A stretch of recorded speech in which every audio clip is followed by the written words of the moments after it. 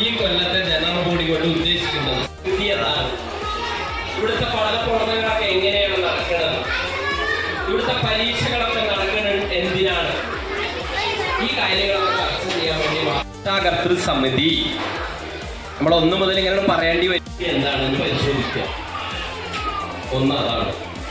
അടുത്ത വർഷത്തേക്ക് നമ്മൾ എന്ത് തരത്തിൽ മുന്നോട്ട് അടുത്ത ജനറൽ ബോഡി കൂടണം ജൂൺ 30 സർക്കാരിന്റെ കണക്കനുസരിച്ച് ഷെഡ്യൂൾ അനുസരിച്ച് കുട്ടികളെ അടുത്ത ക്ലാസ്സിലേക്ക് എന്ത് ചെയ്യേണ്ടെന്നാണ് പ്രൊമോട്ട് ചെയ്യേണ്ട. വീട്ടിലിരിക്കാൻ പറ്റില്ല. ആ കുട്ടികളെ വീണ്ടും വിളിച്ച് ആ കുട്ടികളെ പഠിപ്പിച്ച് ജയിപ്പിച്ചിട്ട് ആ കൊല്ലം തന്നെ അടുത്ത ക്ലാസ്സിലേക്ക് മാറ്റണം എന്നാണ് പറയുന്നത്.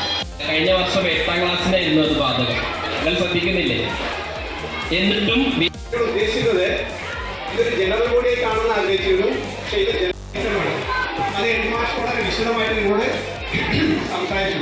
അതുകൊണ്ട് അതിനെക്കുറിച്ച് കൂടുതലായിട്ട് നമ്മളൊക്കെ വീട്ടിലൊക്കെ സംഭവിക്കണ പോലെ ചിലപ്പോൾ മോട്ടർ മികച്ചു നിൽക്കുന്ന ഒരു വിദ്യാലയമാണ് നമ്മുടേത്. ഇവിടെ എടുത്തു പറയേണ്ടത്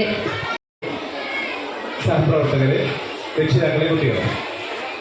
ഇനി ഞാൻ പറയുന്ന ഓരോ വാക്കും നിങ്ങൾ വലിയ ഇഷ്ടത്തോടെ എല്ലാം കേൾക്കുക. കാരണം സമയം